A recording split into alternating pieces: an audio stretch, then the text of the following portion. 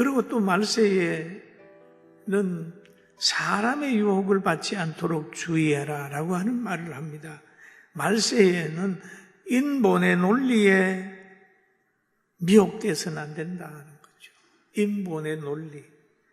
여러분 성경 보지 아니하면 인본의 논리에 빠져가지고 늘 그의 마음에 하나님이 없어져요. 하나님 이거 못하실 거야. 하나님 인본의 논리에 빠집니다.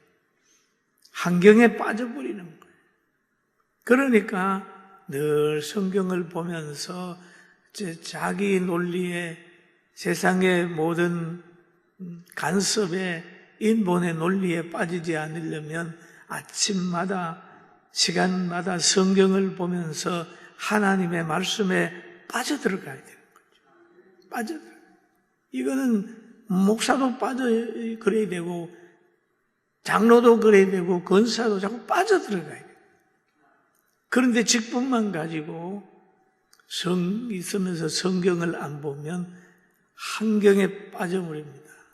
그리고 직분만 가지고 얘기하다가 보면 엉뚱하게 하나님 기뻐하지 않는 일을 하고 자기 보호에 급급해지는 거예요.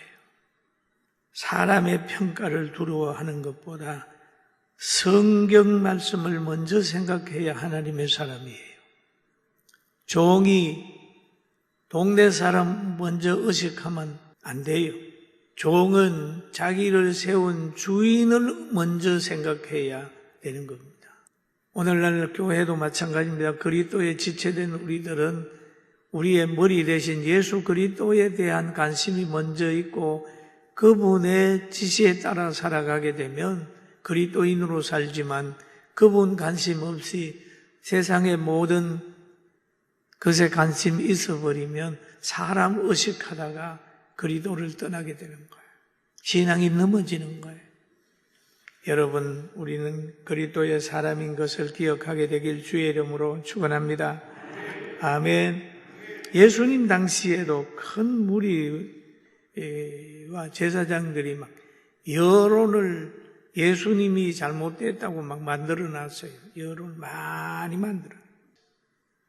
여러분, 요즘에도 가끔 보면은 어느 지도자는 국민으로부터 몇 프로 지지받고 몇 프로 지지받고 이게 하잖아요. 그거 다 굉장히 위험한 겁니다. 그게 인민재판이에요, 인민재판.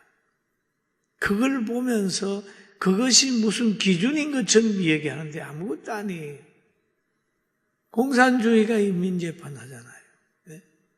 사람 하나 세워놔놓고 막 손가락질 하면서 그러면 그 사람 나쁜 사람 되잖아요. 여기에 감염돼 가지고 막 뭐가 올라가면 대단한 것처럼 생각하고 내려가면 그런다고. 기준을 정했으면은 대수가 원해도 그 기준대로 가는 거예요. 대수가 반대해도 가는 거예요. 우리나라 고칠 거 많습니다, 여러분. 그럼 만약에 대수가 진리라면 예수님은 십자가에 지은 그 자체가 진리게요. 그래서 우리는 이런 판단을 할 수 있어야 됩니다. 우리도 예수님을 구주로 믿는 복된 자가 되었으면 사도행전 4장 10절에 나타난 것을 우리가 마음에 두어야 됩니다. 너희와 모든 이스라엘 백성들은 알라. 너희가 십자가에 못 박고 하나님이 죽은 자 가운데서 살리신 나사렛 예수 그리스도 이름으로 이 사람이 건강하게 되어 너희 앞에 서느니라. 여러분, 군중은 예수님을 잘못됐다고 십자가에 못 박아 죽었지만은 하나님이 살려가지고 너와의 그리스도가 되게 하였느니라 라고 얘기를 합니다. 우리는 무슨 일을 할 때 하나님이 나를 어떻게 보시느냐 라고 하는 걸 먼저 생각하고 교회에 어떤 유익이 있는가 생각을 하고 다음에 사람들을 어떻게 하면 행복하게 할 수 있는가 구원시킬 수 있는가 생각해야 돼요.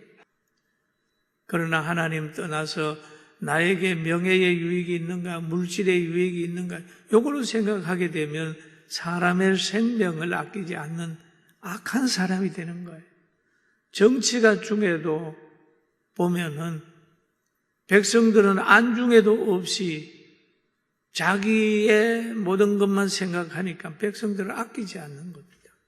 그리고 오늘 성경에 보면은 성령이 임하게 되면 마음이 하나가 된다는 거예요. 왜냐하면 한 영이니까요. 사도행전 4장 24절에 보니까 그들이 듣고 마음으로 한 마음으로 하나님께 소리를 높여 이르되 대주제여 천지와 바다와 그 가운데 만물을 지으시니 지요라고 얘기를 합니다. 하나님을 보고 하나님을 느끼고 하나님을 평가하는 것도 한 마음이 되는 거예요. 그러면 성령 받은 자는 한 마음이 되고 환경과 물질을 초월해서 사랑할 수 있어요. 여러분 행복하길 원하십니까? 행복하길 원하십니까? 행복한 가정 되길 원하십니까? 성령으로 하나 되어야 됩니다. 성령으로 하나 되면 행복하지 말려고 해도 행복해지는 거예요. 길이 하나 돼요. 비전이 하나가 되는 거예요. 그러나 이들은 한 마음이 돼가지고 역사를 하고 있지만은 박해는 여전했습니다. 사도행전 4장 26절에 보니까 세상의 군왕들이 나서며 관리들이 함께 모여 주와 그리스도를 대적하도다 하신 이로소이다.